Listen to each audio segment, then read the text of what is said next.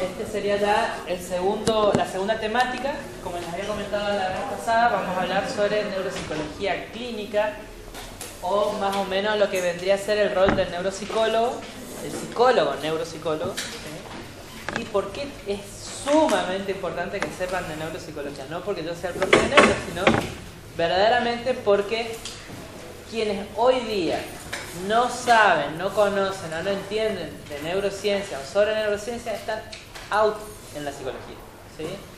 Ya son obsoletas muchísimas de las teorías que se pusieron de moda a principios de 1900. Verdaderamente hoy las neurociencias son el psicoanálisis de hace casi 20 años. Así que quienes no se empiezan a formar en esto verdaderamente están muy por fuera de lo que son las nuevas tendencias en psicología. En general, verdaderamente en general. Así que... En general, por el congreso a que vayan... Se habla de neuropsicología. Y siempre va a haber algo de... Y se mezclan elementos de neuropsicología con cuestiones de psicoterapia clásica. Una cosita para recalcarles, que Sara se sorprendió de la carita de madurez que tienen y de cara de inteligente, porque los conoce y los recuerda. Y la verdad me dice, qué carita de inteligente que tienen ahora. Y yo le dije, ¿y eso porque no lo escuchaste? Y eso porque no lo escuchaste. Bueno, chicos, vuelvo a reforzar lo que les dije la clase pasada. No vamos a tomar más asistencia porque es un tedio, porque la verdad que lleva mucho tiempo y aburre, verdaderamente.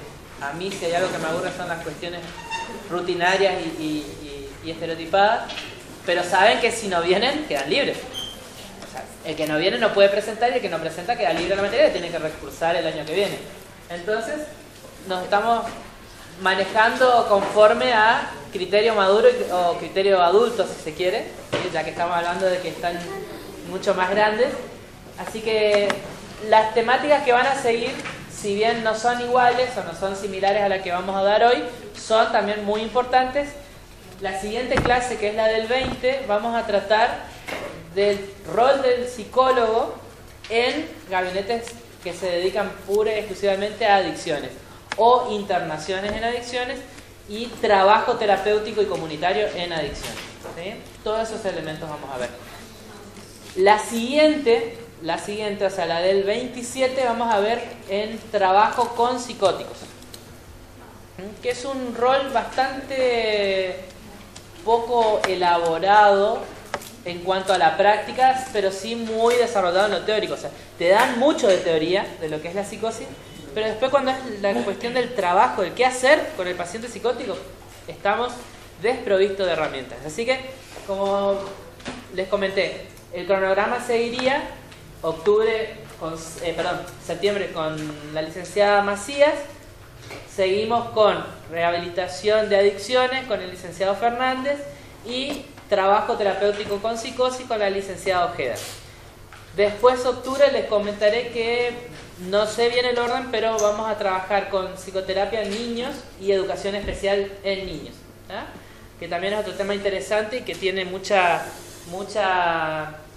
auge actualmente. Así que, ¿qué temas vieron hasta ahora? Hasta ahora vieron el rol del psicólogo en la residencia de salud pública. Ah, esta es la segunda clase. Sí, la segunda. ¿Material, Sara? ¿Material de qué? ¿Para esto? ¿Vamos a estar? Sí, en realidad ahora no lo traje. Después sí, te mando. Dale. Sí, después te mando. Además del Power, donde está todo más organizadito, un par de papers y que les van a servir. Perfecto. ¿Tienen algún sistema de evaluaciones? No, presentan un trabajo del tema que elijan Está bien. y la presentación es la regularidad, o sea, regularizan al presentar y la nota del trabajo práctico es la nota que irá a la libreta como final. Está bien. Bueno, chicos, como sí me acuerdo de un montón de caras, ¿sí? Así que me alegra verlos de nuevo. Como les dijo Leandro, yo voy a hablarle un poquito, si bien todos ustedes ya dieron neuro, ya saben de qué se trata, algunos se acordarán más, algunos se acordarán menos, pero por ahí en la materia no se da bien cómo se trabaja siendo neuropsicólogo. Se dan más los contenidos teóricos, que es muy importante saber, pero no se da cómo se aplica, Si alguno se acuerda algo de lo que vio allá por primer año, de qué se trataba la materia, con qué tenía que ver, ¿te acordás? Podemos hablar de los lóbulos, podemos hablar de las fases, ataxias. ¿Te acordás más de la parte, digamos, de las patologías y de la anatomía? De los lóbulos, básicamente, porque es tipo acordarte de la parte de un hueso, qué partes tiene, qué hace cada una, para qué sirve y si eso falla, qué consecuencias trae. Bien, muy importante. ¿Alguien más? La neuropsicología en sí trata de la detección temprana de enfermedades o anormalidades, no me sale el término ahora. Sí, está bien. Alteraciones del cerebro, antes de que ponerlo en un aparato de resonancia magnética, por ejemplo. Claro, muy bien, exactamente. Ahí lo que nos dijo el compañero, en realidad una de las ventajas que tiene la evaluación es un método no invasivo, ¿sí? Que evita la exposición a rayos y a cosas que podrían ser más nocivas, frente también a algunas patologías, alteraciones, déficits funcionales que no se ven a veces también en neuroimágenes.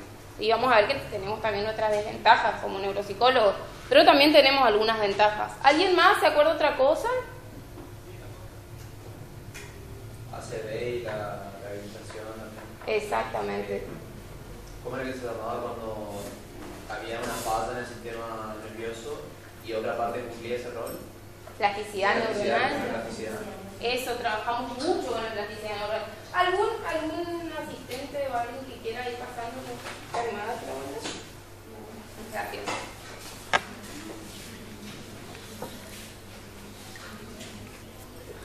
Bien, entonces como dijo bien el profe hoy al principio, dijo, es el psicólogo neuropsicólogo. ¿Por qué? Porque nuestra especialidad, la neuropsicología, está dentro de la psicología clínica. Sigue evaluando conductas, ¿sí? A partir de lo observable se sacan inferencias funcionales del cerebro, pero es a partir de lo que miro. Por eso está dentro de la psicología clínica. Buscamos signos y síntomas, manifestaciones conductuales que nos indiquen problemas cognitivos. Estas manifestaciones conductuales, comportamentales, pueden también ser emocionales, ¿sí? Porque ustedes saben que también hay parte del cerebro donde está todo el procesamiento y la regulación de las emociones. Entonces van a haber también alteraciones emocionales que nos van a estar indicando algunos problemas cognitivos como consecuencia, bien de alguna disfunción, bien de algún daño, ya sea adquirido, conocido o sospechado, como dice ahí.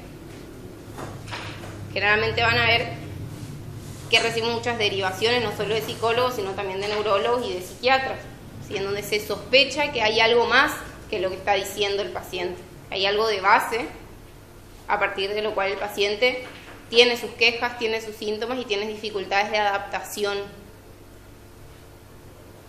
Entonces, tomamos parte de la psicología, pero también de las neurociencias, de la psicología, todo lo que sea la conducta normal y la conducta creada, o sea, toda la psicopatología. Y de las neurociencias, todo lo que dijo el compañero, la parte del sistema nervioso central, la neuroanatomía, la funcionalidad, todas las cosas que ya se saben y están probadas, que tal parte del cerebro está relacionada con tal o cual función, ¿sí? Entonces tomamos toda la objetividad que tiene en ese sentido las neurociencias y relacionamos entonces el cerebro con lo que muestra la persona, con lo que hace, con la conducta. Y lo que vamos a evaluar en la neuropsicología son funciones cognitivas.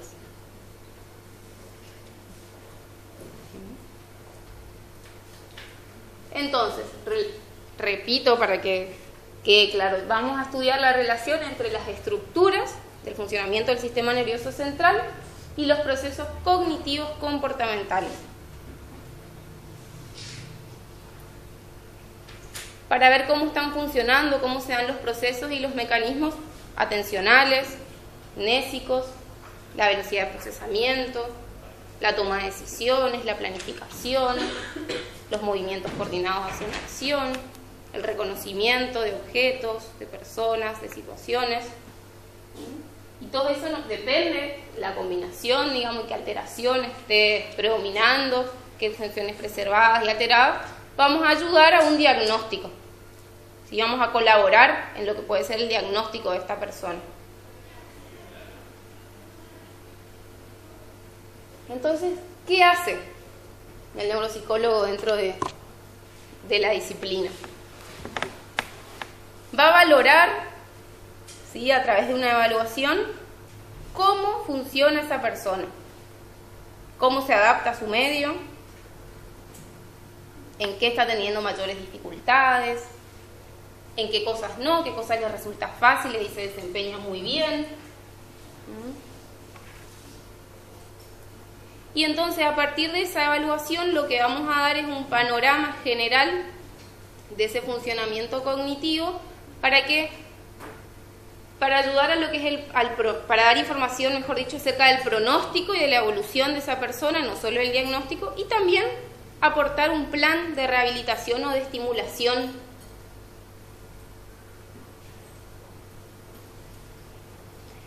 Y ahí en realidad lo que yo quería hacer mucho hincapié acá es que cada vez está más presente el neuropsicólogo, como dijo el licenciado, en todas las áreas de la psicología. ¿Sí? En problemas de aprendizaje, en enfermedades neurodegenerativas, en enfermedades psicopatológicas. Todo el tiempo se está hablando del correlato cerebral y funcional de la... ¿Sí? ¿Puedo hacer una pequeña acotación? Les cuento una cuestión que tiene horas. Una paciente de primera vez, no voy a dar adelante, entonces tienen que mirar todo. Una paciente que veo hoy por primera vez, derivada de un médico que la trató por cuestiones afectivas, o sea, como una especie de tristeza, pero por ahí difusa, entonces la trató como una medicación para la depresión, diciendo que no era una depresión, lo que tal vez antiguamente podamos decir es una mujer neurótica, ¿sí? Una neurótica, una histérica, que por ahí no sabe lo que quiere, etcétera, etcétera. Si uno se basa en fundamentos teóricos descriptos, podemos decir, sí, es una histérica, es una neurótica que no sabe lo que quiere.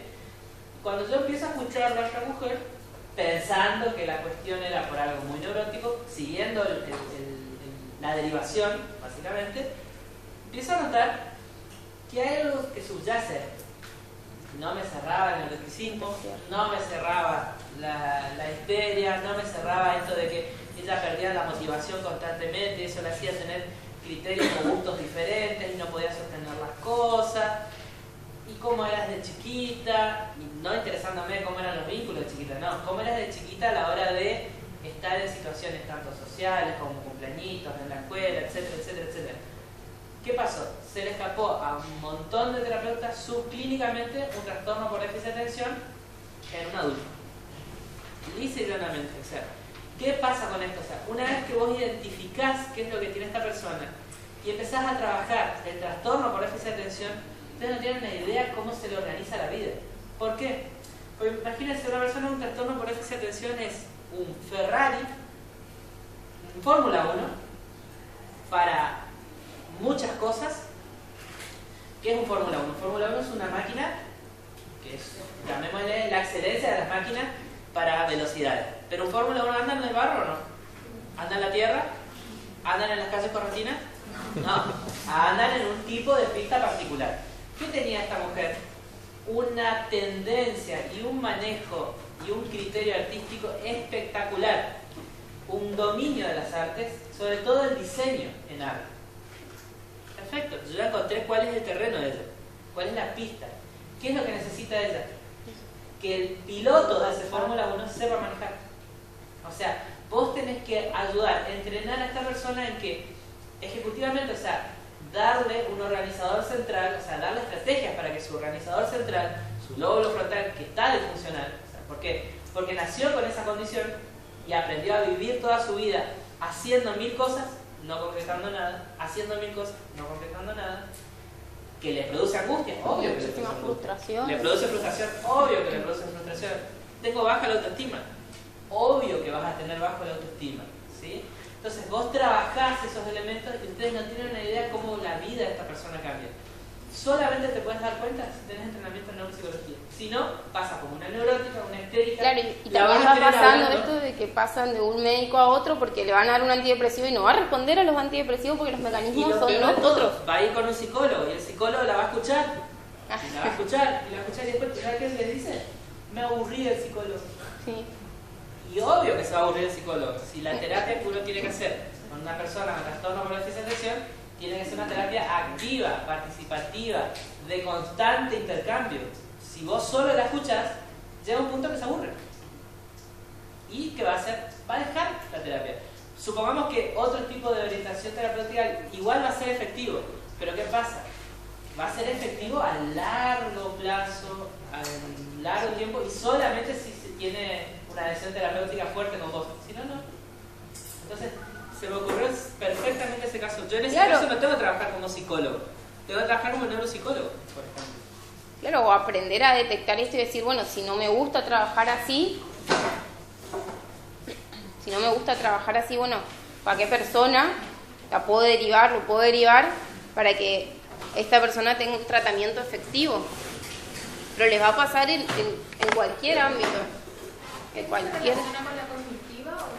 No necesariamente. Ustedes no tienen que confundir. Usted piensa que el paciente viene y no sabe qué teoría aplican ustedes, qué rama les gusta más, que él viene y te cuenta lo que le pasa, por qué está mal, por qué no está cómodo, por qué tiene dificultades todo el tiempo por ahí, como decía esta persona, en mantenerse productiva por un buen tiempo en lo que le gustaba y no podía concretar sus objetivos, en un montón de cosas. La persona no tiene idea de cómo ustedes trabajan.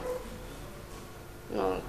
Pregúntenle a cualquier persona que vaya al psicólogo y te va a decir, no, y nosotros hacemos esto y esto, pero no sabe describir con qué teoría es. Es el psicólogo el que tiene que estar preparado para cualquier tipo de consulta. Y una cosa muy importante, no se confundan en pensar de que o sos del PANU, o sos del Frente para la Victoria, o sos de ECO. No, porque en psicoterapia, ¿qué pasa? Las psicoterapias se organizan por modelos teóricos. Los modelos cognitivos ni siquiera son unificados, o sea, las teorías cognitivas son 112. 112 teorías cognitivas. O sea, nadie va a saber 112 teorías cognitivas. Vos sabés modelos cognitivos con los cuales trabajas. Vos trabajas con modelos. En el psicoanálisis pasa lo mismo. Vos tenés psicoanálisis kleniano, psicoanálisis lacaniano, psicoanálisis freudiano, psicoanálisis junguiano, y después otros derivados tal vez, ¿no es cierto?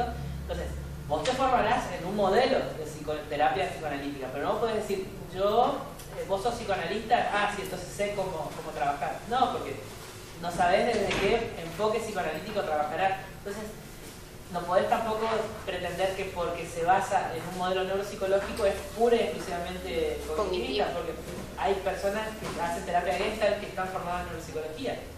Capaz te confunde el nombre.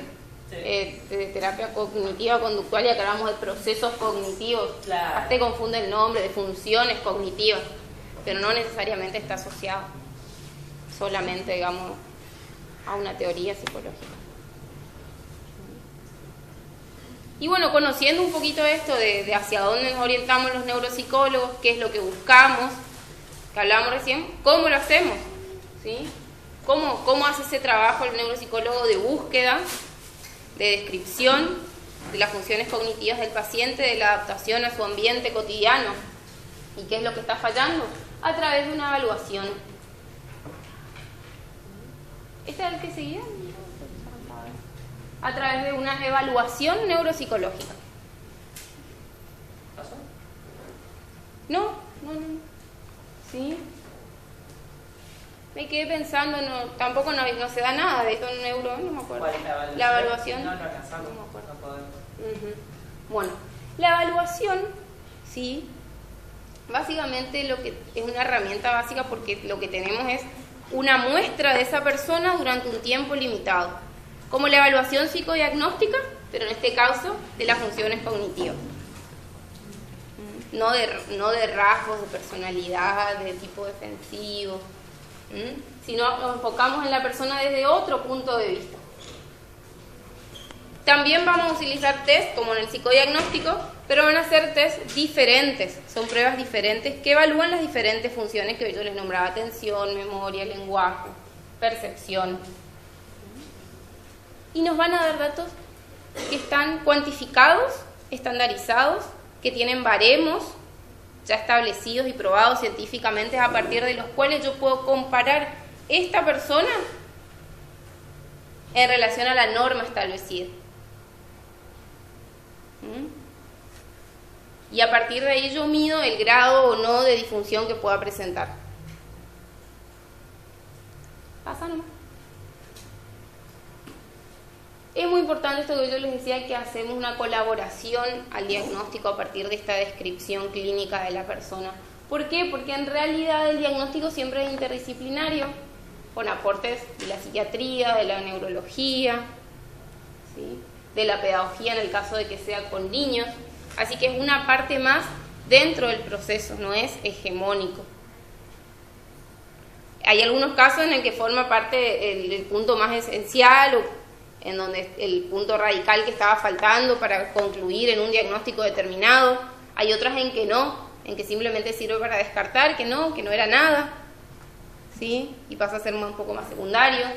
Pero tienen que acordarse siempre de esto, de que el diagnóstico es interdisciplinario, no trabajamos solos. Siempre se trabaja en equipo. ¿Pasás la próxima? Y entonces decimos que es un proceso de conocimiento del paciente y tratar de ver de dónde están viniendo las deficiencias, estos déficits que presenta.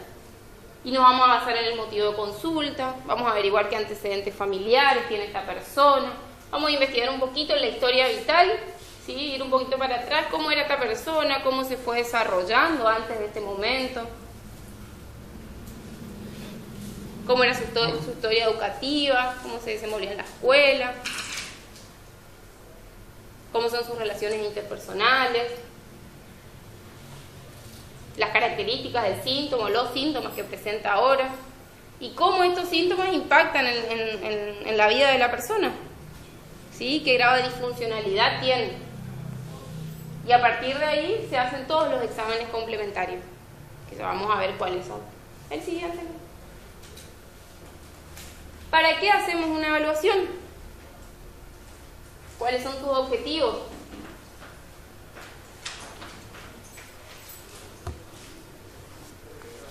Vamos a describir entonces la configuración del sistema cognitivo de esta persona con las áreas preservadas y las afectadas, describiendo puntos fuertes, puntos débiles y cómo este funcionamiento cognitivo se expresa en la persona, en la conducta, en los comportamientos, en las emociones y en relación a las demandas de su ambiente también. Vamos a dar un aporte al tratamiento, a las expectativas que se puedan pensar esta persona, si puede evolucionar, si puede estar estable o no. Y así vamos a ir también ayudando al pronóstico en cuanto a un desempeño laboral, a un desempeño escolar, a los aspectos relacionales, motivacionales.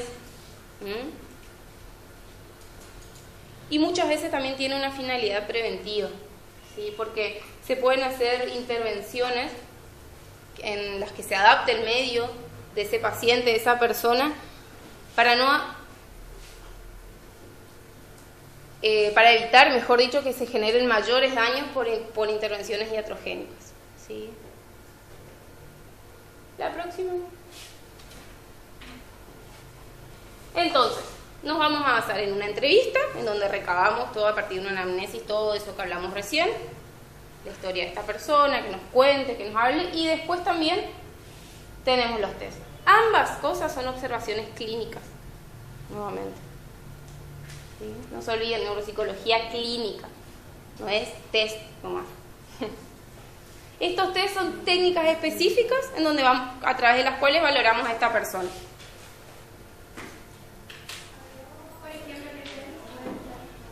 Hay un montón de test que ahora los vamos a ir viendo. No sé quién preguntó. Escúchenos allá atrás. ¿Quieres hacer otro? Este es uno de los test, ¿sí? ¿Alguien conoce la figura compleja de Rey? ¿No? Muy complejo. ¿Alguien se anima a hacerlo? ¿Quién es un voluntario? O 2 pueden ser también. A dibujar nomás, así en su... Sí, en realidad simplemente es copiar ese dibujo que está. La señorita y el señorito. Bien, no, pueden hacer los tres, no hay problema. ¿Tienen lápiz? Lápiz, negro, hoja y borrador si hoja quieren. paisada. Ay, esperen. Vamos a ir por partes. Tengo lápiz, si alguien quiere. Acá yo te presto. A ver, me han preparado 3 lápices. Pero esperen la consigna que le van a decir. ¿Qué evalúa la posibilidad de aprobar el... Sí. ¿Hoja blanca o puede ser cuadriculada? Bueno, tengo 2 nomás. Hacelo ahí, no hay problema. En realidad, una práctica. La toma se hace con una hoja A4 de manera paisada, un lápiz negro y un borrador. Dale la consigna porque están todos... ¿Todos van a hacer? Bueno, silencio, chicos. Vamos a hacer así. Hoja de cuaderno, hoja blanca, la que tenga, la ponen apaisada, ¿sí? En forma horizontal. Lápiz en mano y les voy a pedir que copien esta figura lo mejor que puedan.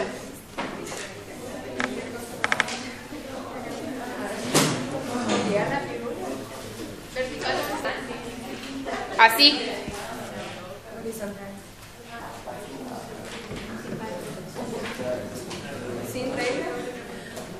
No se puede usar regla, no se puede usar como guía ningún lápiz, nada. Solo lápiz, borrador y hoja.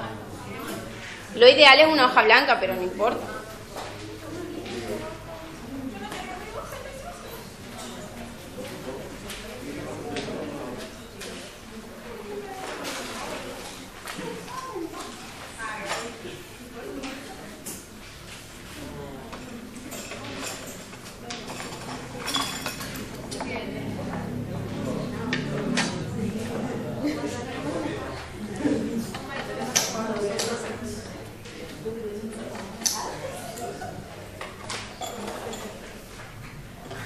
¿Va yendo?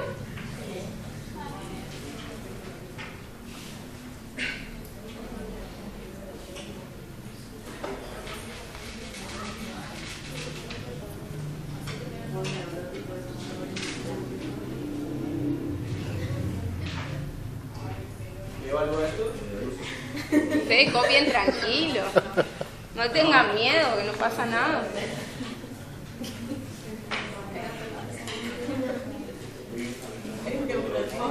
Sí, a partir de acá vemos quién está apto para seguir el seminario La carrera en sí. de equipo.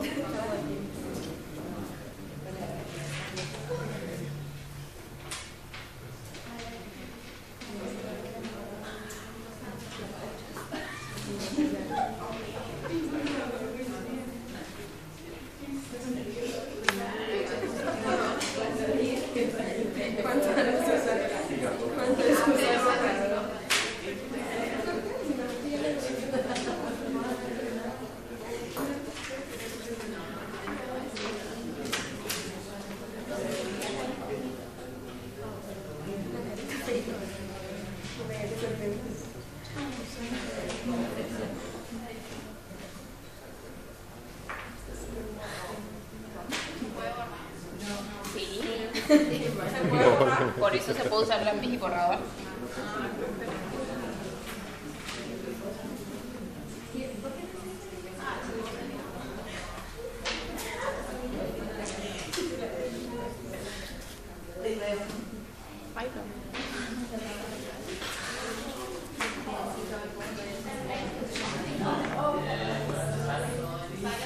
Termina.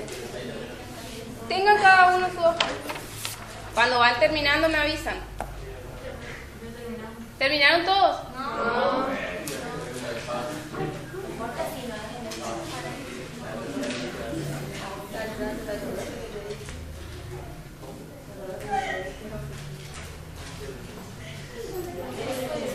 Esta prueba no es por tiempo.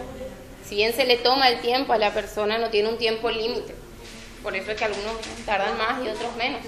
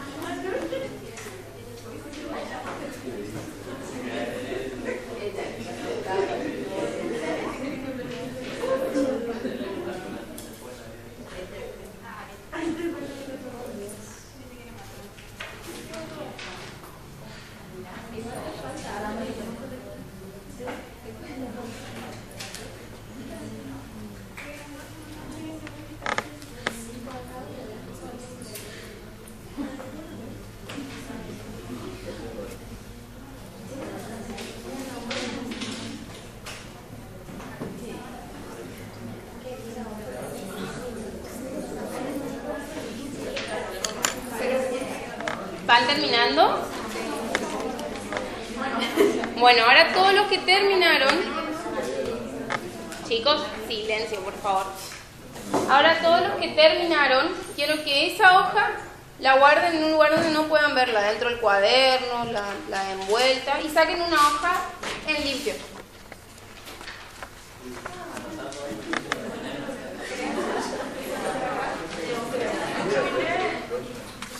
Bien. Y ahora, ¿sí? En esa hoja, en limpio que tienen, ¿ya guardaron todo? Quiero que hagan todo lo que se acuerdan de eso que acabaron de copiar. ¿No limpio? Sí.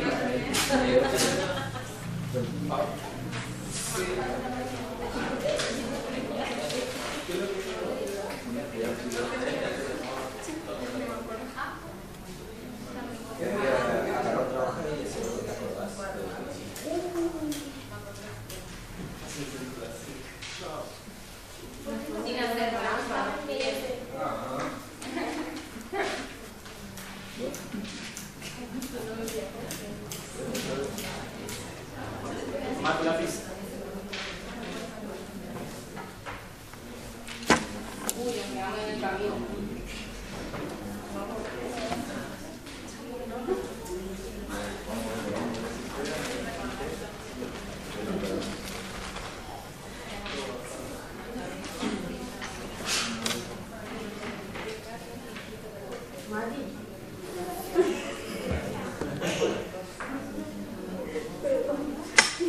Cuando van terminando, ahí.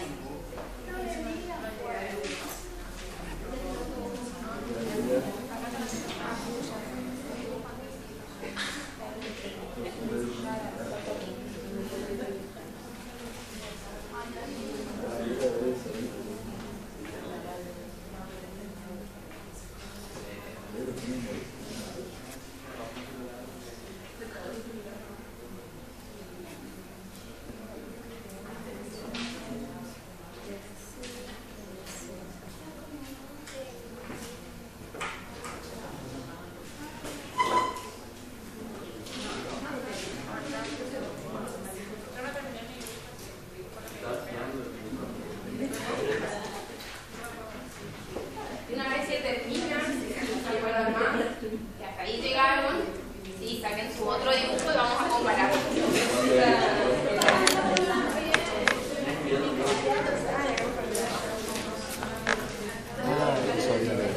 Bueno, ahí está, chicos.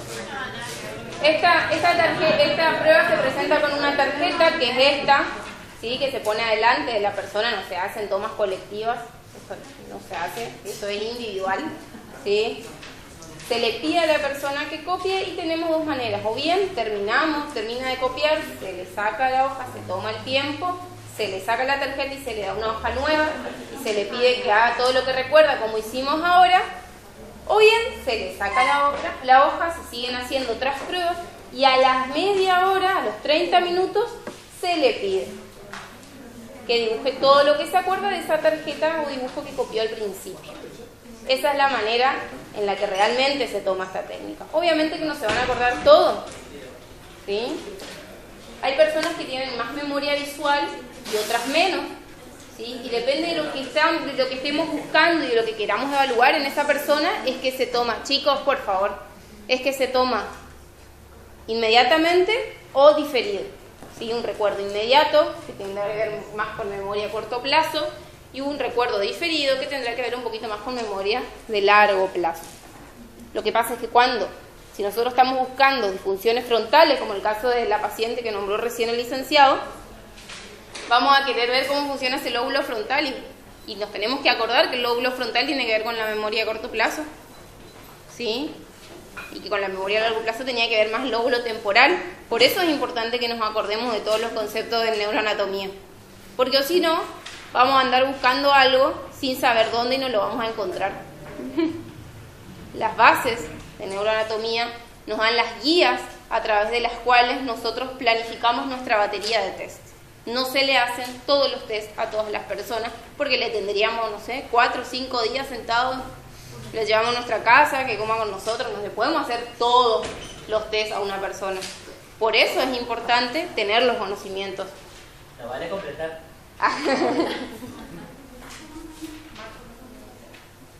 Y todo, entonces lo que vamos a ver acá, además de esa memoria, es la organización perceptual, la coordinación visomotora, ¿sí? La planificación visual, o sea, cómo hace ese dibujo, si va de lo general a lo particular, si empieza por los detalles, ¿sí? Por ejemplo, acá tenemos el compañero que empieza por los detalles. Habrán visto que muchos de ustedes habrán empezado por el contorno y ahí fueron hacia adentro, él empezó de adentro hacia afuera. Uy, ya lo hice, perdón. Y entonces vamos viendo. Exactamente, porque la persona está delante de nuestro, con su tarjeta, su hoja, su lápiz y su borrador. Por eso es que no hay tomas colectivas, porque hay muchos datos que uno va tomando sobre la ejecución. Y esto tiene un sistema de puntuación, ¿sí? Cada una de las líneas de los detalles, de acuerdo a su ubicación y la precisión con la que estén hechos, tiene una puntuación. Y a partir de ahí se estima si está dentro de los parámetros normales o no.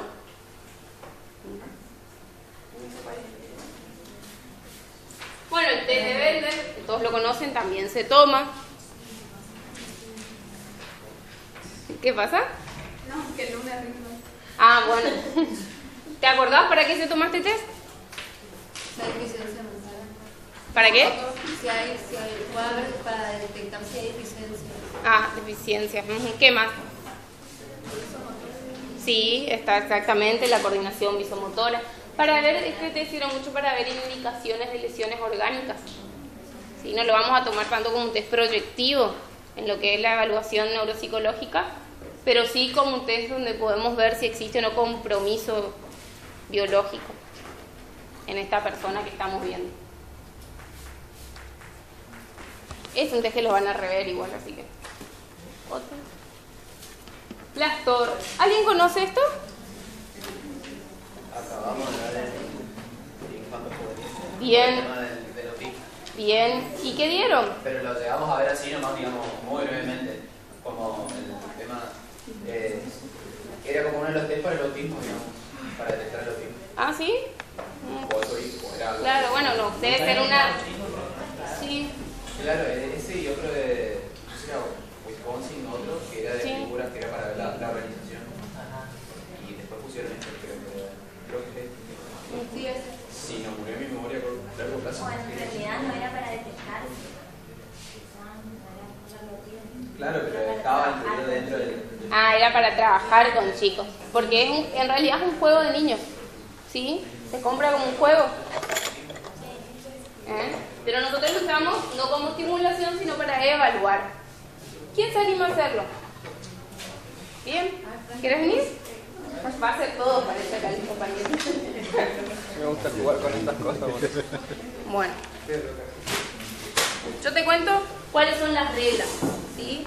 El objetivo de esta prueba, lo voy a mostrar acá arriba, así todos ven, es que estos 3 discos, ¿sí? Acá hay 3 discos que están acá, terminen ubicados en este mismo orden, pero en este último palito, ¿sí? Y para eso hay reglas.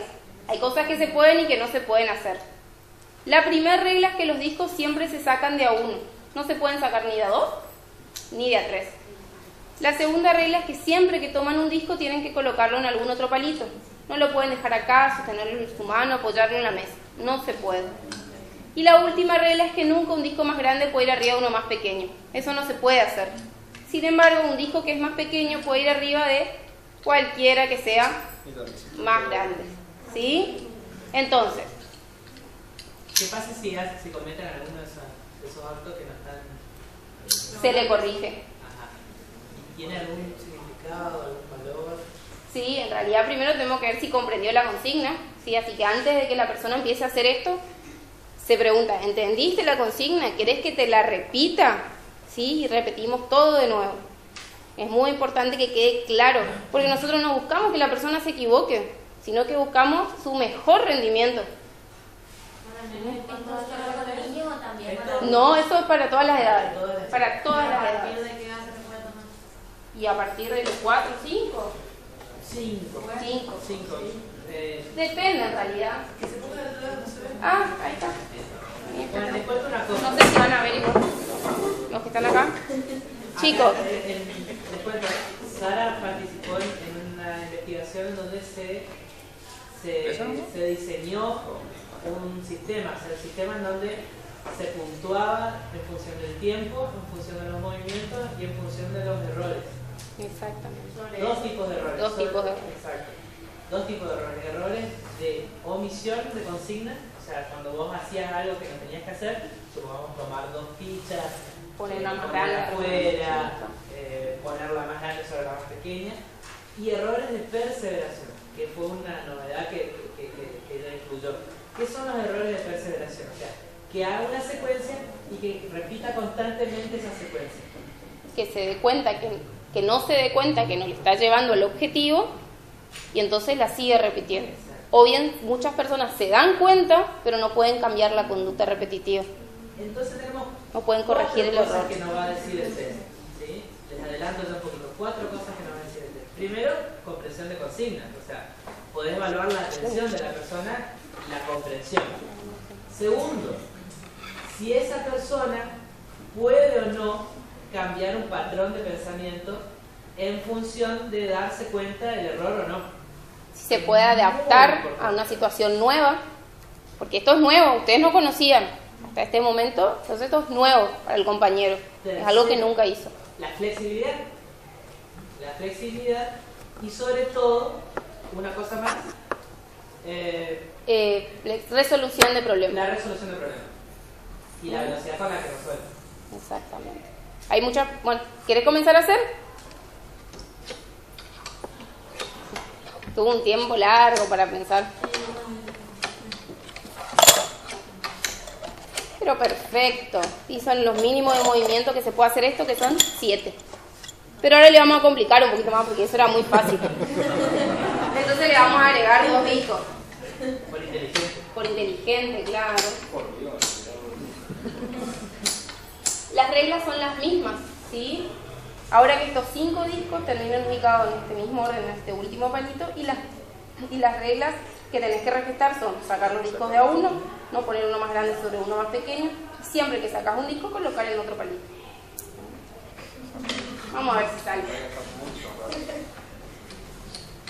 Todas esas cuestiones son importantes que habló recién el licenciado, porque en realidad hay personas que cumplen los objetivos.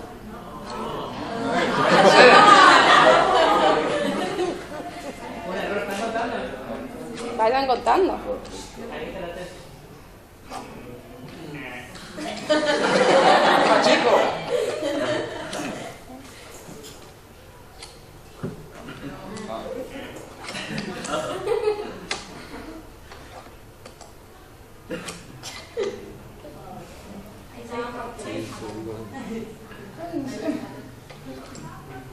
Vamos a actuar un poquito. ¿Se están dando cuenta si están perseverando o no? Deja de ponerlo nervioso.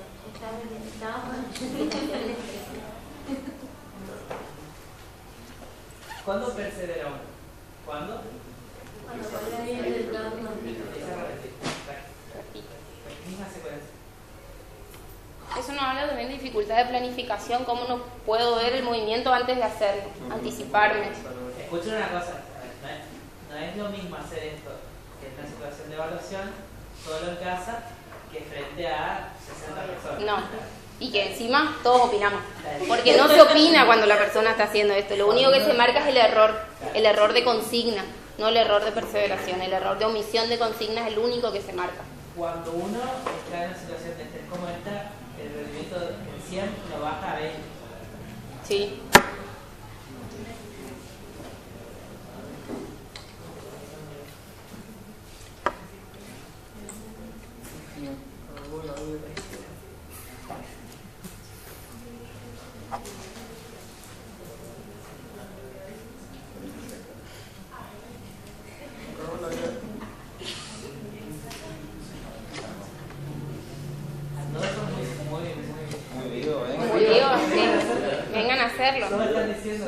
¿Puedo empezar, no? No, justamente no, es una pregunta muy frecuente, no se puede volver a empezar. Hay que resolverlo como está. ¿Qué pasa si no quiere seguir así? Se lo incentiva, se dice si quiere seguir un ratito más y si quiere abandonar, abandona. Nos va a hablar también de tolerancia a la frustración. ¿Cuántos errores están permitidos? Sara, ¿cuántos errores están permitidos? No hay límite de errores. Se cuentan cantidad de movimientos, cantidad de errores de consigna, digamos, por omisión y por perseveración. Pero se cuentan la cantidad y eso se tiene en cuenta a la hora de evaluar al final la prueba. Más o menos el tiempo de corte. Claro, más o menos si en 8 minutos ya no resolvió esto, se le dice que se le acabó el tiempo porque es más que suficiente para hacerlo.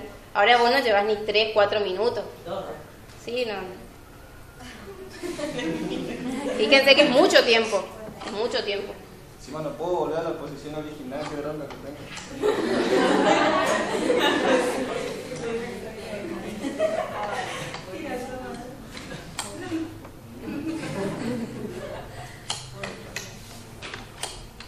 Los discos más grandes no pueden ir arriba de los más pequeños. Me di cuenta. Hay personas que cometen errores no porque no hayan entendido la consigna, sino porque se los olvidan o porque son muy impulsivos. Entonces ya...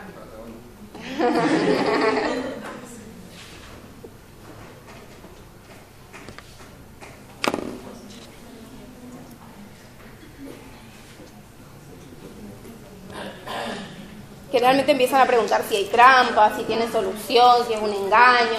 Y tiene solución y esto se puede hacer hasta con 10 discos. Pues ahora quiero hacer contigo encima. Hay una prueba, está en internet, claro, en internet para jugar ¿no? por Y pongan, y te va a salir o imagen, y pongan... juego sería en realidad. No, fíjense que el Google tiene una herramienta de búsqueda que es más fina. Y con esto capaz que les hago los trabajos prácticos a muchos para de acá hasta que terminen. En las herramientas de búsqueda tienen búsqueda, digamos, por formato. Y hay un formato que es el formato Flash.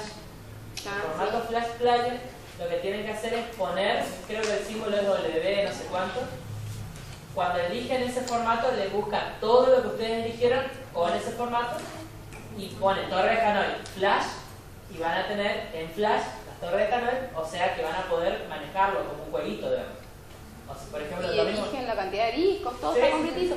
Pueden entrenarse Cualquier ahí. cosa pueden hacer eso, por ejemplo, yo suelo poner, viste, en Flash neuronas cuando tenés que mostrar sí. cómo funcionan la sinapsis, por ejemplo, son animadas. Estamos volviendo. No, si yo sé que lo volver al inicio. Bueno, lo dejamos ahí y lo buscas en Flash capaz para seguir los tiempos. ¿Sigues jugando? No, pues ahora tenemos que seguir la clase. Quiero seguir.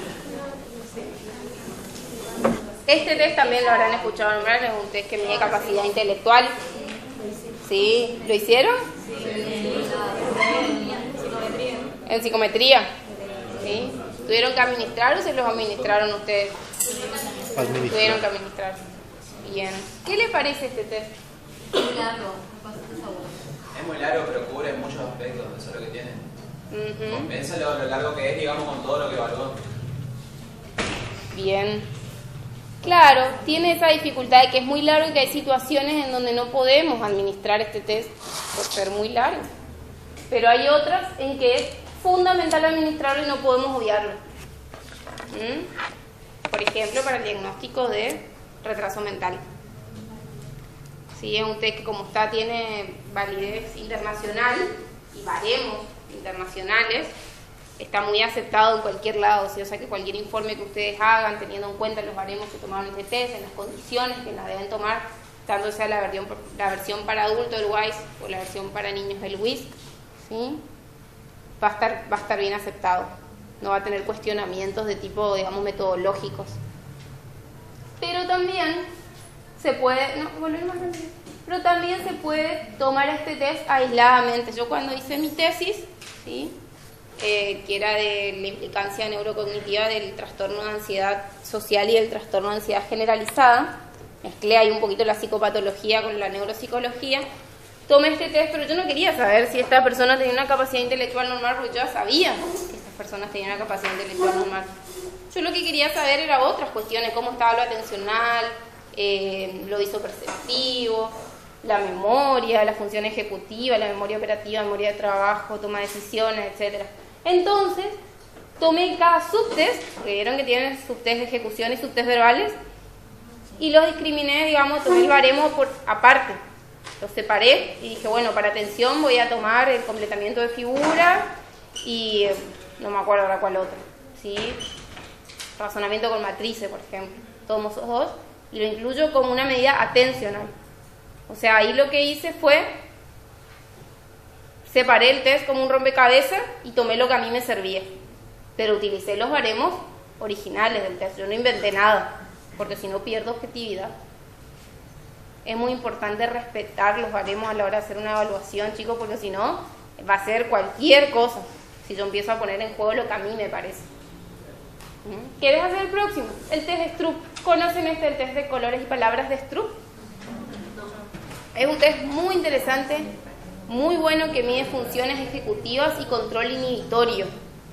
¿Saben qué es el control inhibitorio?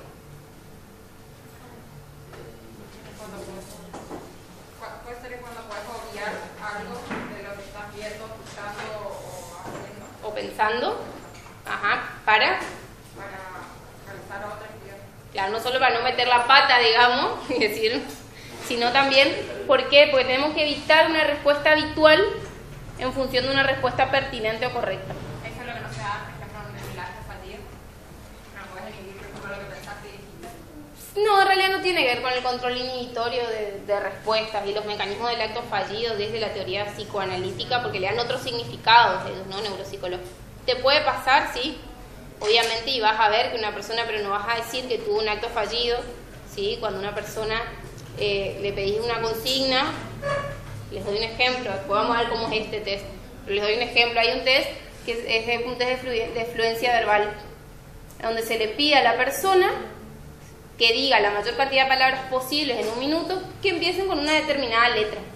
Y se le dice, no puedes decir sustantivos propios, o sea, nombres de personas, ciudades, países, lugares, no se puede, ni tampoco familias de palabras, o sea, de una misma palabra, decirla conjugada, o sea, la familia de palabras son esas palabras que comienzan igual y solo cambian su terminación. Entonces va a empezar juguete, juguetería, jugaste, jugaremos, jugarás, jugaré, jugaría. No, así no vale tampoco. Entonces vos le decís a esta persona, bueno, a vos te digo, ¿te animás a decirme todas las palabras que se te ocurran que comiencen con la letra P? Comenzá. Papá, pizza, paisaje, país, pelota, piloto. Bien, son todas correctas. Te va a pasar con una persona que va a decir país, pizza, Puerto Rico, Patricia. Sí, país, pizza, pelota, Patricia. Ay. ¿Entienden? Entonces te están diciendo que no digas algo y lo decís igual. En este caso no se le corrige a la persona. Y hay personas que se dan cuenta y otras que no. Y siguen perseverando. A esto, digamos, lo mismo de las torres, pero de manera verbal. Y hay otras que no se dan cuenta. Generalmente los ancianos o las personas adultas mayores no se dan cuenta. Sí, por ahí en personalidades más impulsivas o en patologías que se dan por daño por consumo de sustancias, por ejemplo. ¿Quién se anima a hacer este? No. Vamos a ver cómo es este, porque en realidad el otro test es para fluidez verbal, pero vieron como en un test vos podés empezar a ver cómo están otras cosas y a partir de ahí decir, capaz que le tomo un Stroop a esta persona. Me parece que hay algo que no está muy bien. Y vamos adaptando. Fíjate, tiene un enlace acá en la palabra A, si funciona. Bien. Ahí no me sale. ¿Te animás a hacerlo? Te doy la consigna, vamos a hacerla una partecita, no lo vamos a hacer todo porque en realidad esto es una hoja entera, pero no sé cómo se puede hacer para que se vea. Yo te voy a pedir que vos leas las palabras que aparecen acá lo más rápido que puedas, de arriba hacia abajo por columna, y cada vez que llegues al final de la columna, volvés a empezar. Se le da 45 segundos a la persona, le dice que se le dice que si se confunde, tiene que corregirse en el momento y puede guiarse así con el dedo, porque en realidad se le da una hoja, ¿no? Se le da un power. O con el lápiz, o sea, no es trampa, digamos, ir haciendo así. No es trampa. ¿Te animás? Sí. ¿Comenzá?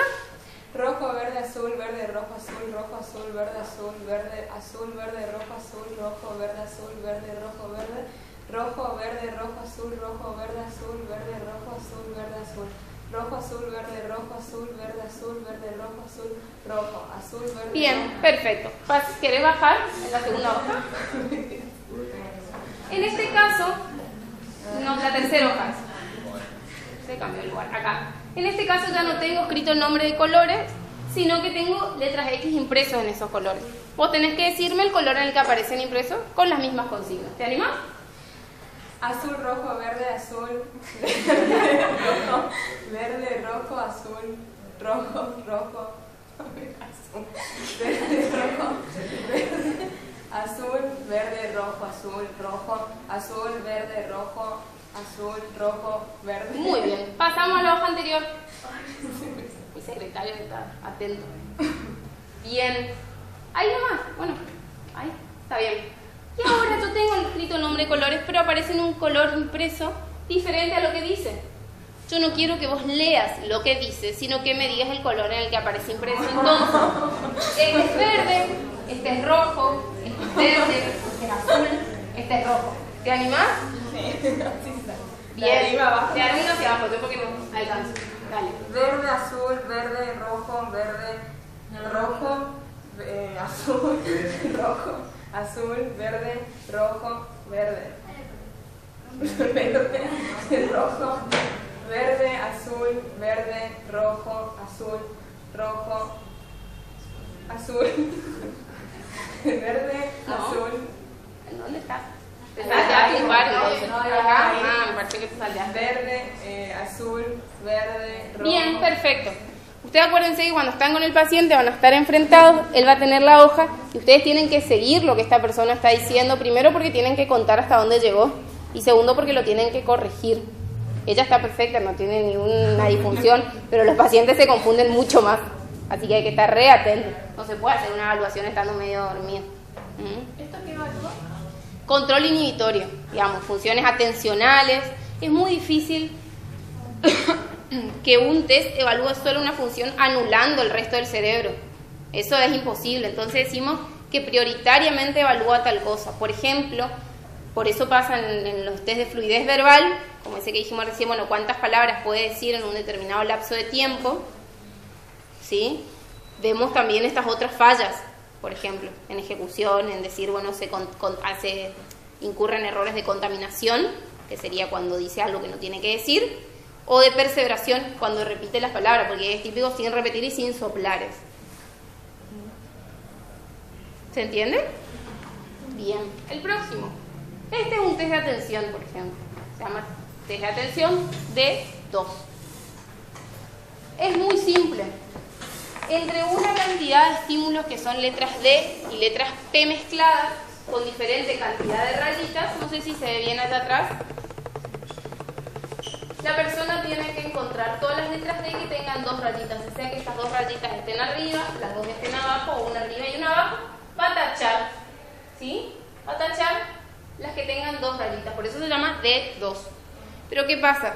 Es una hoja A4 que tiene 13 líneas de esas letras D con dos rayitas así chiquititas, a lo largo son 46 y se le da 20 segundos por línea para que haga la mayor cantidad posible. Se le dice comenzá, fin, comenzá, no se le da tiempo entre línea y línea. Entonces mide capacidad de atención sostenida, también selectiva. ¿Sí? Entre un montón de cosas tiene que elegir solamente el estímulo blanco. Y ahí también vamos a ir viendo cómo se mantiene la atención a lo largo del tiempo, si acá tiene una buena producción y acá al final ya decayó, se hace una curva atencional. Vamos a ir viendo que también van a cometer errores por marcar, digamos, de comisión, que es lo que se llama marcando algo que no es, por ejemplo una letra P con dos rayitas, o errores de omisión, no marcar algo que sí tenía que marcar. Al próximo. Este es el test de clasificación de tarjetas de Wisconsin, que es el que vos habrás dicho que recién lo vieron. ¿Sí? Siempre van a encontrarlo así, Wisconsin Card Sorting Test. Así lo van a buscar en internet y va a aparecer, porque siempre aparecen más en inglés. Este es un test que tiene 128 tarjetas, ¿sí? Y 4 tarjetas de estímulo. 128 tarjetas de respuesta y 4 tarjetas de estímulo. Y lo que se le pide a la persona es que trate de emparejar cada una de las tarjetas de abajo con las de arriba. Y no se le da más ninguna otra ayuda diciendo si esa respuesta es correcta o no. Es un test muy interesante, no lo vamos a hacer ahora porque es medio largo, pero lo que mide es eso que hablábamos hoy, que es re importante porque hay otros test que no lo miden, que es la flexibilidad cognitiva. O sea, la capacidad que tiene una persona de adaptarse a lo que el ambiente me está diciendo. Es decir, tenés que cortar o promover una conducta o iniciarla de acuerdo al ambiente. Entonces me habla de las capacidades de adaptación que tiene esta persona. ¿Cómo? ¿A las habilidades sociales? No, sociales no. Flexibilidad cognitiva. ¿Por qué? Porque la flexibilidad se puede ver tanto al momento de un aprendizaje determinado, en una clase que le están diciendo que tenés que hacer de una determinada manera y dentro, digamos, de un esquema rígido uno no puede incorporar nada nuevo. Y por eso fallo constantemente en la adaptación y eso genera frustración y un montón de cosas. Es re importante. Y tiene que ver también con el lóbulo frontal. ¿Y ahí hay que agrupar según la figura? Hay 3 criterios, digamos, de respuestas correctas. ¿Sí? Por figura, forma sería, por color o por número, por cantidad. ¿Querés pasar a la siguiente? El trade making. Este también es un test atencional que también tiene que ver con la parte ejecutiva o de control atencional. Tiene dos formas, la forma A y la forma B, que se toman juntas, ¿sí? En la forma A lo que pedimos a la persona es que una los números del 1 al 25 de la manera más rápida posible. Se le da un lápiz y un borrador y la persona, se le toma el tiempo, se le recalca mucho que es lo más rápido que puede, tiene 10 del 1, el 2, el 2, el 3, el 3, el 4, el 4, el 5 y así sucesivamente. Cuando termina, se marca el tiempo que tardó. Queda ahí. Pasamos a la forma B. En este caso también tiene que ir, pero tiene que ir alternando números y letras. O sea, números en orden creciente y letras por orden de abecedario. 1A, 2B, 3C, 4D, 5D. ¿Sí? Y también lo tiene que hacer de la manera más rápida posible. ¿Por qué? Porque acá los baremos están dados de acuerdo al tiempo que tarda. Entonces es muy importante que se le recalque. Acuérdense, lo más importante es que la persona entienda lo que está por hacer, porque no buscamos que falle, sino buscamos su rendimiento óptimo. Nunca se olviden de eso. Y hay miles de test, hay evaluaciones para adultos, está el Mini-Mental y el ACE, que tienen que ver más con un deterioro cognitivo del adulto mayor para diagnosticar por ahí demencias, ya sea de tipo Alzheimer o frontotemporales o otros trastornos degenerativos. Hay test de screening frontal que son cortitos, como este, que incluyen un par de pruebas bien cortitas que se puede tomar en una entrevista porque no tarda ni 10 minutos. ¿Sí? El test del dibujo de un reloj. ¿Alguien escuchó alguna vez hablar de ese test? También es muy sencillo, tiene un sistema de puntuación. ¿Hay que dibujar el reloj? Sí, se le pide a la persona, porque tiene una consigna. Siempre acuérdense que acá hablamos de patrones establecidos, porque es recabar la conducta de un sujeto bajo condiciones controladas. ¿Se llama negligencia? Sí, también te puede dar un neglect, te dibuja la mitad del reloj. Exactamente. Sí, porque se toman a personas adultas, porque en realidad se espera que las personas jóvenes, salvo con trastornos desorganizativos muy graves, una esquizofrenia, un retraso mental de moderado a grave, no lo puede hacer. Se pide que dibuje un reloj con todos sus números y las agujas indicando que son las 11 y 10. Se le puede ir diciendo a la persona, si va diciendo ya está y le falta algo, ¿está seguro de que están todos los números? Las agujas se le indica, y si a pesar de eso no hace, digamos, se toma en cuenta. Y si no pudo concretarlo bien, se pasa a una segunda instancia en donde se le da una hoja que tiene impresa el reloj con todos los números y la aguja indicando las 11 y 10 para que copie. digamos, se le facilita la tarea y ver, digamos, si así sí lo puede hacer, digamos, si facilitando y modificando el ambiente la persona puede involucrarse en una tarea productiva o aún no. Y hablamos de un déficit mucho mayor. Las listas de palabras de Rey, que es del mismo autor de la figura, ¿sí? De esta figura, nada más que un test de memoria verbal, son listas de palabras que se le pide al sujeto que recuerde. Y el token test, creo que lo traje, ¿sí? También es un poquito largo para tomarlo, por eso no lo vamos a hacer. Se trabaja con esta tarjeta que tiene estas figuras geométricas que varían en tamaño y en color y en forma, ¿sí? Y se le da, hay una versión también computarizada, esta es la versión manual, y se le va dando instrucciones que van desde muy simple como toque un círculo o toque una figura amarilla hasta consignas como toque el cuadrado rojo que está al lado del cuadrado amarillo después de tocar el círculo pequeño que está arriba del cuadrado verde. Y más o menos hasta 10-12 minutos el tiempo límite para que la persona pueda responder. O sea, hay una gran diferencia, digamos, hasta qué consigna llega la persona, porque no es lo mismo tocar un círculo a esa consigna súper larga que solamente tiene referencia. Bien. ¿A quién evaluamos? O sea, ¿qué personas creen ustedes que se va a evaluar? ¿A quién evaluarían ustedes, chicos? Ahí tienen algunos ejemplos, pero son algunos, ¿no? Persona con lesión cerebral. ¿Cómo sabes que tiene una lesión? Claro, pero vos te viene antes la persona. ¿A quién manda? ¿Cómo sabes para mandar a evaluar? Decís, sospecho que acá puede haber algo. Un trastorno del aprendizaje, sí, que está ahí, ¿qué más? Puede ser un posible accidente también, después de un accidente. Después, tipo de tránsito, decís vos. Sí, exactamente. ¿Cómo? Una derivación de otro profesional. Exactamente, sí. Cuando sus funciones tenían correctamente y luego un suceso funciona de otra forma. Ajá, puede ser un suceso traumático, no necesariamente un accidente, sino también puede ser algo más vivencial. Trastorno generalizado del desarrollo, que es lo que habrán estado viendo ustedes hoy en autismo y en Puede ser TGD. una enfermedad también como alguna enfermedad del cerebro. Como una demencia, Sí, no, o algo más como psicopatológico. meningitis, por ejemplo, que le dan de verdad. Sí, depende de qué tipo de meningitis, en realidad, porque en algunos casos hay que tener en cuenta porque las meningitis hay muchas que son mortales, digamos, y otras que no. Entonces, a ver qué tipo de daño tiene. En una hidrocefalia, ¿sí? Una persona con un antecedente de hidrocefalia puede ser por dificultades en la gestación o bien posteriores a un accidente también o a un traumatismo craneoencefálico, o sea, a un accidente cerebrovascular, que ahora es re común, ¿sí? Accidentes cerebrovasculares.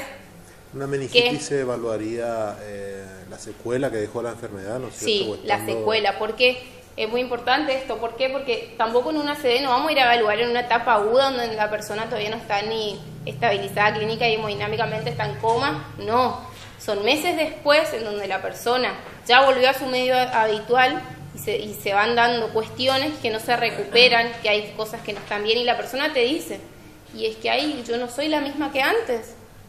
Y estamos hablando de personas jóvenes de 40 años, 42 años, 35, no sé, varía. Y en traumatismo craneoencefálico podemos hablar de chicos de 15, 16, 17 años que tienen alteraciones muy graves después, sobre todo de accidentes de tránsito, pues son muy comunes los accidentes en moto, ¿sí? Que después deriven después del estado agudo, ya cuando está estabilizado, el neurólogo lo deriva al neuropsicólogo. ¿Sí? Hay muchas derivaciones.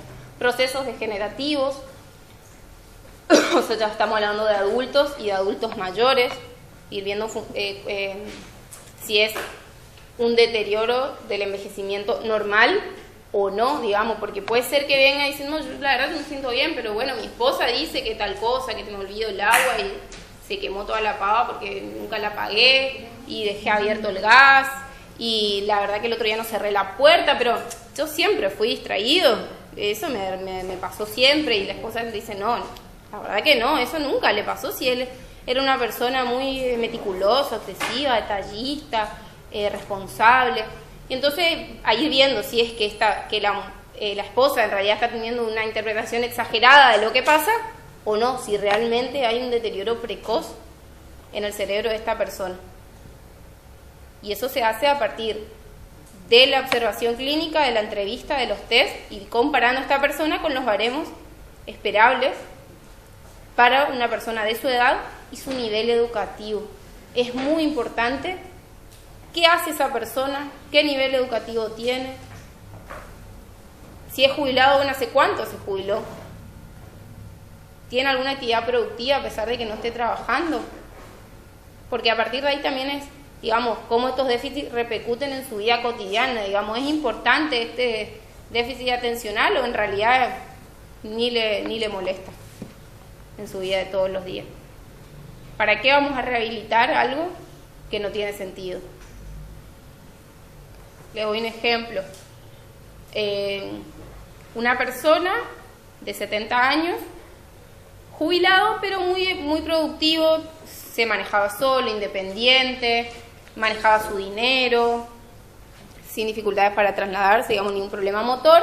Tiene un ACV leve, ¿sí? Porque no fue, lo agarraron a tiempo, se controló, y en realidad la evaluación de este señor era muy buena, excepto en la parte de organización perceptual. Pero en su medio cotidiano se desenvolvía bastante bien. El problema era ir a lugares nuevos. Generalmente no es una persona que viaje, se maneja más con su esposa, no es de incurrir en actividades novedosas, entonces no le molestaba. Realmente se hizo una evaluación para descartar cualquier otro tipo de déficit o alteración y esa persona en su vida cotidiana funcionaba re bien. Entonces, ¿por qué vamos a proponer una intervención que la persona no va a aceptar? Porque no ve la falla. Y en enfermedades psicopatológicas, como ya hablamos, en una depresión, en un trastorno de ansiedad, tener muy en cuenta los trastornos por déficit de atención, a veces vienen solo por impulsividad y en realidad es que es desatento, y la impulsividad vino en la mochila con el ADD, digamos, y ir viendo todas esas cuestiones. Entonces, vino el paciente porque nos derivaron o porque nosotros mismos nos dimos cuenta de que algo no estaba bien. Vino del psiquiatra, vino del neurólogo, vino de la escuela, porque no aprende a leer, porque no puede aprender a escribir bien, no hay caso con matemáticas, que le pusimos un profesor particular y bueno, vino esa persona. Le hicimos nuestra batería de test, que nos puede tomar 1, 2, 3, 4 sesiones, ¿sí? ¿Qué hacemos con los resultados? Tanto con los resultados cuantitativos que sacamos del test como los cualitativos, o sea, las cosas que observamos de esa persona y las apreciaciones profesionales que podemos hacer. Vemos si esta persona realmente necesita un plan de estimulación y rehabilitación cognitiva. Pasamos ya a un tercer paso. En este plan lo que se hace es que el profesional trabaja junto con el paciente, si se trabaja en equipo, para tratar de lograr un rendimiento óptimo posible de esa persona. ¿Sí? Si tenemos, ahora vamos a ir viendo igual, pero estamos hablando que los parámetros normales, una escala, están acá, y esta persona tiene muchas funciones que están por acá abajo. Tal vez no vamos a pretender que esta persona llegue a la norma poblacional, pero podemos hacer que funcione mejor y que se aproxime lo más posible. Tenemos que tener objetivos reales y explicarle al paciente esos objetivos reales. Si hay daños que ya no se van a poder recuperar y vamos a trabajar compensatoriamente, o daños que sí, que vamos a apuntar más a la plasticidad neuronal, como hablamos hoy, y vamos a tratar de recuperarlos. Siempre funciona a su medio, por eso hablo del rendimiento cognitivo óptimo en función a dónde está el paciente, a lo que necesita esa persona. Entonces, la rehabilitación cognitiva, que busca el mejor funcionamiento posible de esa persona para que tenga autonomía, o sea, pueda valerse por sí mismo. Van viendo que cualquier patología que genere dependencia es muy frustrante, genera mucha angustia. La persona busca volver a ser independiente en lo más que pueda, ¿sí? Puede ser de tener que ir solo a un lugar, a veces no se puede dar eso, a poder manejar solamente su dinero, sino que otra persona tenga que manejarlo por él. Entonces, dentro de las posibilidades del paciente y trabajando todo el tiempo en lo que es la conciencia de la enfermedad, el insight, dejar de lado la nosognosia. Hay muchos pacientes que te dicen, no, si yo estoy bien, no entiendo por qué me traen acá. Y bueno, vamos a tener que trabajar también la parte de la conciencia de enfermedad para poder intervenir nosotros, porque si no, nunca vamos a lograr ese vínculo terapéutico necesario para poder avanzar juntos con la familia, con los demás profesionales. Y es ahí en donde vamos a ir viendo cómo vamos a trabajar. Vamos a entrenar funciones que ya están alteradas y vamos a trabajar restaurándolas, como decíamos hoy, en lo que es la plasticidad neuronal. O vamos a entrenar habilidades alternativas, o sea, cosas que están conservadas y vamos a apuntar ahí. Porque lo que se perdió ya se perdió, pero lo que tenemos sano podemos mantenerlo para que no decaiga. Trabajamos compensatoriamente. Y también usamos ayudas externas, o sea, cuando ya no puedo trabajar rehabilitando, compensando, o cuando esa compensación me queda corta, me valgo de ayudas externas y pongo carteles en la casa de esa persona, alarmas en los celulares, cambio colores, por ejemplo, para no confundirme de llave, y le pongo colores, y yo sé porque esa persona, la verdad que la percepción visual es muy buena, entonces, y la memoria visual también, se va a acordar que la amarilla es la de la puerta de entrada y la azul es la del portón, y no va a estar todas las veces olvidándose. ¿Sí? ¿Y esos entrenamientos que hablan, cómo se llevan a cabo las funciones de la...? Bien. Vamos a ver primero 2 casos clínicos y después te voy a mostrar algunos ejemplos de actividades o ejercicios que en realidad son más bien de escritorio, de consultorio, pero vamos a hablar un poquito también de cómo se puede hacer en la casa del paciente o en el medio próximo. Acá les traje en realidad un caso de un paciente de 59 años que viene con su esposa a la consulta al psiquiatra por alteraciones en el estado de ánimos, angustia, apatía, no tenía ganas de hacer nada, pérdida de placer, tenía dificultades o alteraciones en el sueño, estaba mucho más irritable, se enojaba por cualquier cosa le molestaba, ya empezaba a tener problemas con los hijos por esto, porque en realidad le estaba dificultando sus relaciones interpersonales, no podía tomar decisiones, no podía manejar su dinero, y es una persona joven que si bien tiene un nivel de instrucción bueno, digamos, secundario completo, y es comerciante, pero cuando uno empieza a indagar en la historia de esta persona, no es un empleado, sino que montó un negocio desde cero, haciendo hoy un negocio muy importante de la ciudad, ¿sí? Y hoy no lo puede manejar él, tiene que delegar funciones. Entonces se realiza la entrevista individual con el paciente, con la esposa, digamos, siempre se pide a la familia que venga, en este caso vino la esposa, y después se hizo la evaluación neuropsicológica. Era muy importante descartar, en este caso, 2 cosas que hay que tener en cuenta, por eso decir cuando hay algo que no te suena. Todos estos síntomas que ustedes ven acá, alteración en el estado de ánimo, angustia, apatía, pérdida de placer, alteración del sueño, irritabilidad, dificultades para ir a trabajar, alteración en las relaciones interpersonales, ¿a qué les suena? Más o menos, hacia grandes rasgos. Pensándolo en términos de psicopatología, porque la persona a depresión. O sea, él venía porque él estaba deprimido, que es lo más común, lo que más se escucha, se ve en la tele. Entonces la persona como que ya viene con esa idea. Pero ¿qué pasa? Hay que tener en cuenta que todas las depresiones generan deterioro cognitivo, porque la persona no está igual de atenta, le importan menos, entonces también tiene dificultades de memoria. Hay que hablar de que la depresión genera un deterioro cognitivo, que cuando ese estado depresivo remite, las funciones cognitivas vuelven a su normalidad. Pero hay demencias o estados demenciales que comienzan con cuadros depresivos, y ahí se viene el problema. Porque se va a medicar, en este caso el psiquiatra o el neurólogo, va a medicar para una cosa, digamos, para la ansiedad y para la depresión, y va a ir pasando el tiempo, la alteración demencial degenerativa va a seguir avanzando y esta persona va a tener los mismos síntomas o cada vez peor. Entonces, muy importante hacer el diagnóstico diferencial porque el tratamiento es completamente distinto. Y también la evolución y el pronóstico, ni qué decirlo. ¿Querés hacer otro clic? Entonces, después de que evaluamos a esta persona, valoramos todo lo que hicimos, se hace un perfil cognitivo, donde lo esperable es entre menos 0,5 y 0,5. Todo eso está dentro de la norma. ¿Y qué vemos acá? Que esta persona tiene, como dijo el compañero, muchas funciones del lóbulo frontal disminuidas muy por debajo de la norma. Menos 1, tenemos acá en memoria a corto plazo, fluidez verbal, programación de series motoras, control inhibitorio, memoria apelativa y velocidad de procesamiento. Muy por debajo. Entonces realmente nos está hablando de un deterioro cognitivo en el lóbulo frontal que nos puede estar hablando de una demencia frontotemporal y que es importante tener en cuenta la edad del paciente porque son demencias que se dan a edades tempranas, ¿sí?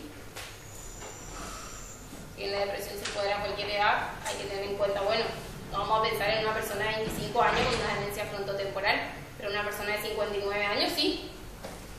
Entonces son todas cuestiones que hay que tener en cuenta y en este caso fue muy importante para determinar el diagnóstico, la colaboración diagnóstica del neuropsicólogo al psiquiatra. ¿Querés hacer otro clic?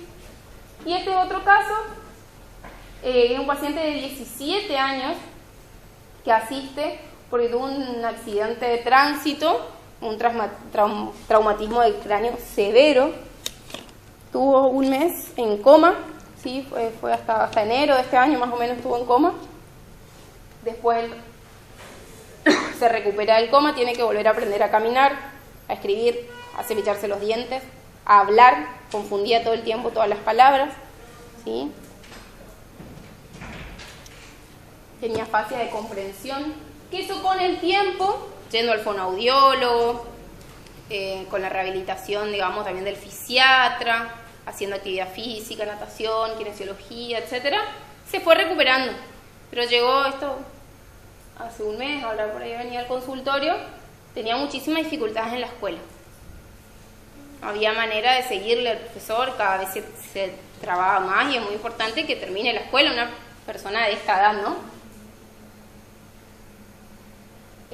Como bueno, era estudiante y se realiza la entrevista individual con la mamá, que daba cuenta mucho más de los déficits que incluso que el adolescente, y se hace la evaluación y luego nos encontramos con lo siguiente. Perdón, me olvidé algo muy importante. El diagnóstico del neurólogo, que fue llevado por el neurólogo, era daño axonal difuso. Es algo muy habitual, se da mucho después de accidentes de tránsito o también en cualquier situación en que la cabeza se mueve, ¿sí? Que tiene un sacudón muy importante. Por ejemplo, habrán escuchado, o no sé si hay el síndrome del niño sacudido, sí, cuando le sacuden a los bebés pueden causar esto. El daño axonal, ustedes se acuerdan que el axón es la sustancia blanca de la neurona, entonces es difuso porque está por cualquier lado, entonces no puede afectar cualquier área, cualquier función cognitiva, de acuerdo a qué es lo que se daña. Generalmente lo que más se daña es el cuerpo calloso. ¿Se acuerdan que unían los dos lóbulos? El cuerpo calloso porque es lo más grande, también es la fibra blanca más grande. Y justamente lo que tenemos acá nos encontramos que lo que más está afectado, de acuerdo a la media, son las funciones atencionales. Atención sostenida, selectiva, dividida y la velocidad de procesamiento, porque obviamente si no entiendo, no te puedo seguir, voy a tomarme el doble o más del tiempo para cualquier operación mental. Entonces, sabemos, nos ponemos a pensar otra vez y correlacionamos con todo lo que aprendimos en neuro y decimos, bueno, pero la atención es muy probable que esté afectada, está bien esto. ¿Por qué? Porque no está concentrada en una sola parte del cerebro, sino que tiene muchos lugares de asentamiento que se tienen que interrelacionar para que funcione bien. Entonces sí, en este caso es muy importante plantear un programa de rehabilitación y sumarle a toda la rehabilitación física y motora la rehabilitación cognitiva de las funciones atencionales para que mejore su rendimiento mnésico, ¿sí? Todo lo que sea el razonamiento lógico abstracto, que también va a estar deteriorado. Bien. Siguiente. Bueno, los programas de rehabilitación. Son estrategias de intervención, ¿sí?, que uno programa a partir de hoy. Tengo mi informe, tengo a esta persona y digo, bueno, me parece que va a ser bueno trabajarlo esto. ¿Cómo lo vamos a trabajar?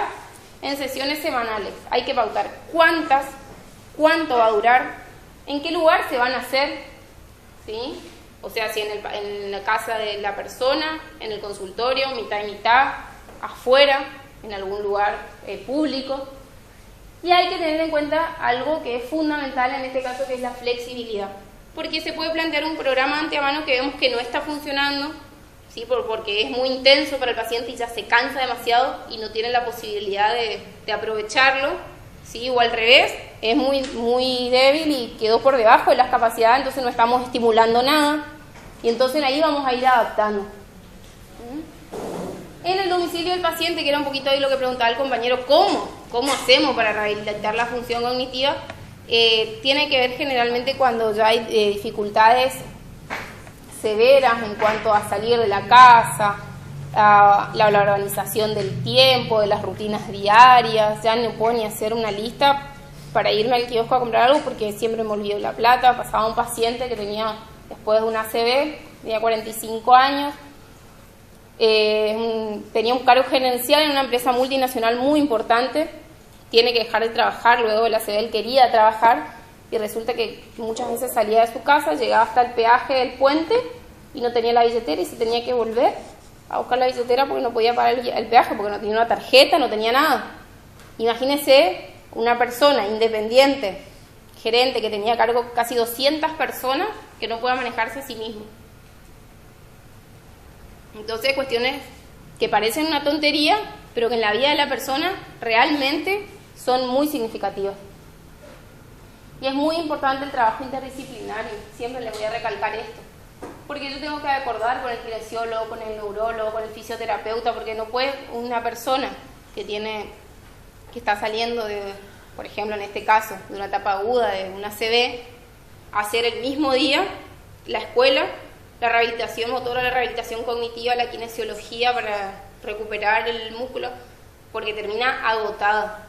El rendimiento que tiene una persona después de una ACV es mucho menor, por lo menos en los primeros meses o el primer año después de ese ACV. Se cansa mucho más rápido, se agota, todo le lleva el doble de esfuerzo. Hablando la mayoría de los casos de generalidad. Y después de un tiempo de que se hace esta rehabilitación, este entrenamiento, digamos, este gimnasio para el cerebro, hacemos una reevaluación. A ver qué logramos. ¿Esta persona se deterioró? ¿Se mantuvo? ¿Mejoró? ¿En qué cosas mejoró? ¿En qué cosas se mantuvo? ¿Qué cosas se deterioraron? ¿Cómo podemos hacer para que esto pare de declinar? Muchas veces no vamos a buscar que mejore, chicos, sino solamente vamos a buscar estabilizarlo. Bueno, acá tengo un ejemplo así como cortito de algunos ejercicios, 3 o 4, de rehabilitación de funciones atencionales. Hay algunas cosas importantes a tener en cuenta. Primero, que debemos modificar muchas veces el ambiente del paciente, si lo estamos haciendo en la casa. El consultorio generalmente es un lugar sin ruido, sin distractores, etcétera. Pero si estamos en la casa, bueno, vamos a tratar de coordinar un horario en que no estén todos los hijos mirando la tele, haciendo la tarea, que se tienen que ir a inglés, que se tienen que ir a fútbol. Sí, no hay que tener ruido, estímulos distractores, que sea lejos de la calle, porque generalmente en la calle, si es en el centro, hay todo el tiempo, ¿sí?, sonidos. Que apague el teléfono, que apague la tele. Graduar la complejidad de las tareas. Vamos a ir viendo cuando iniciamos un tratamiento que nosotros planteamos algunos ejercicios que tal vez para esta persona son pan comido, son una pavada hacerlos. Entonces no vamos a estar estimulando nada. Es como que yo a usted le doy un rompecabezas de 4 piezas. No estimulo nada. Ahora si le doy uno de 350 y capaz que sí, que lo pongo a pensar un poco más. ¿Sí? O como al compañero le doy unas torres de 3 discos y me lo hace en una patada. ¿Qué estimulé? Nada. ¿Qué evalué? Nada. Pero le pongo 5 y podemos empezar a hablar, digamos. Ahora, le pongo 10 y ni siquiera lo va a intentar. Entonces no tiene que ser ni muy fácil ni muy difícil. Porque yo no quiero que la persona se frustre, quiero que se entrene. Es como que yo quiera levantar una pesa de 100 kilos y no voy a poder. No me voy a entrenar. Con la función atencional hay que establecer periodos de descanso. ¿Sí? No vamos a pretender que esta persona rinda lo mismo al inicio de la sesión que cuando ya pasaron 30 minutos. Tal vez con un periodo de descanso de cada 10 minutos 5 descansamos, cada 15 minutos descansamos 5.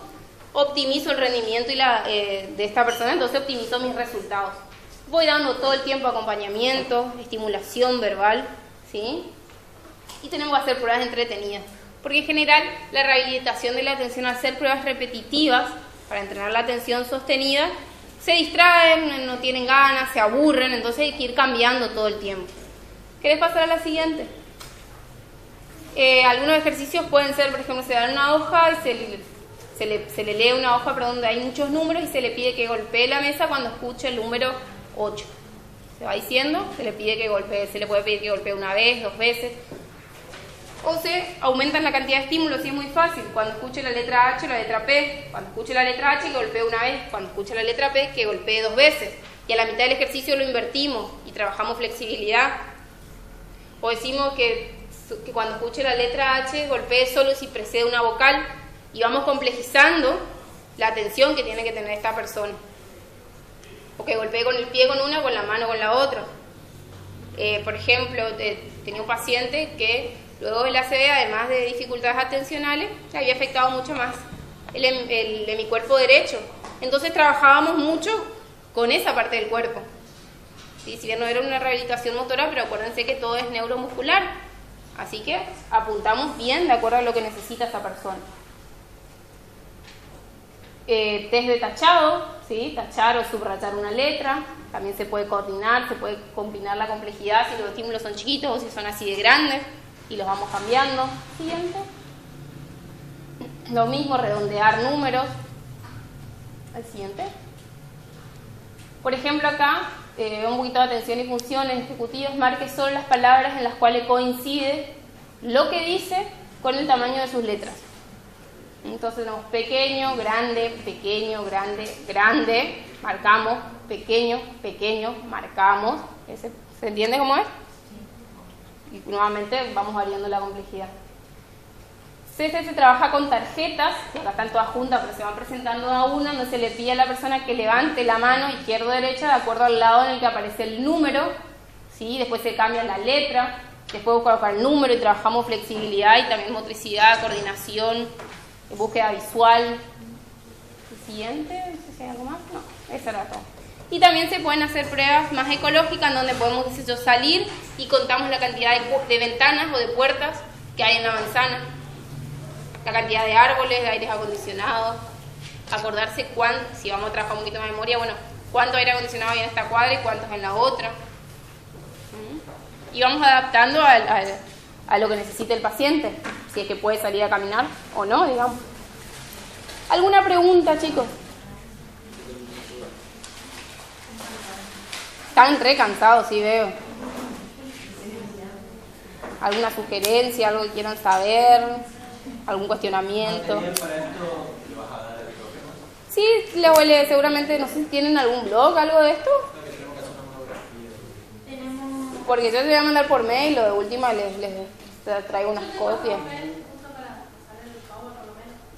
Le paso yo a él y después les pasa. En realidad el Power es como un resumen en realidad de esos papers, porque son básicos, pero también tienen mucha información que les va a servir para la monografía. Sí, de hecho. Pero esto es cognitivo. ¿Qué cosa? Todo esto. Y es que la rehabilitación es de las funciones cognitivas. O sea, tenemos que trabajar así. ¿O a qué te referimos? A la escuela cognitiva conductual. No, vamos a hacer otra vez la aclaración que hicimos hoy. No tiene que ver con una escuela cognitiva conductual. Porque si vos trabajás con otro enfoque, no sé yo, gestáltico, logoterapéutico, y viene una persona y te plantea que tiene muchas dificultades en su trabajo, para hacer su actividad, entonces se empieza a demotivar, porque la verdad que las cosas ya no le están saliendo como le salían antes, y vos vas a decir que está depresivo, y si en realidad está teniendo alguna disfunción del lóbulo frontal. ¿Con psicoanálisis también se puede trabajar? La estimulación cognitiva no, porque tenés que trabajar neuropsicológicamente. pero sí obviamente todo lo que puede traer aparejado una ACV, tener que jubilarte por discapacidad, cambiar tus actividades todos los días a una edad tan temprana, va a traer consecuencias a nivel emocional o afectivo que también pueden requerir psicoterapia, no son para nada contrarias. Se alimenta una persona para hacer eso, tiene que tener un mínimo nivel de motivación, si no, no va a querer salir adelante. Claro, no es una corriente, sino una especialidad. Es una especialidad dentro de la psicología clínica, donde tenés miles de corrientes teóricas, tenés la neuropsicología. ¿Sí? Lo que pasa es que, vieron que hoy hablábamos de las ventajas y de las desventajas. La ventaja es que, claro, evitas medios invasivos, es algo que se puede hacer fácilmente. Si trabajás en equipo en un consultorio, los haces ahí al mismo tiempo, en una semana, no tenés que estar derivando, esperando que te traigan un estudio, que esto, que lo otro. Pero también tiene la desventaja de que a veces toma mucho tiempo, hay pruebas complejas, hay pruebas, pacientes en donde no vamos a tener las pruebas con los baremos de Argentina, por ejemplo, o los baremos adaptados para la población infantil. Y además que requiere capacitación, no cualquiera puede tomar un test y decir esto es esto. Lo mismo que con los test proyectivos, no cualquiera dibuja una persona bajo la lluvia y todos sabemos lo que significa porque está en internet el significado. Con esto es igual, se requiere entrenamiento, porque hay toda una evaluación cualitativa, o sea, descriptiva, que va más allá de los números que te dan los test y tiene que ver con la observación clínica.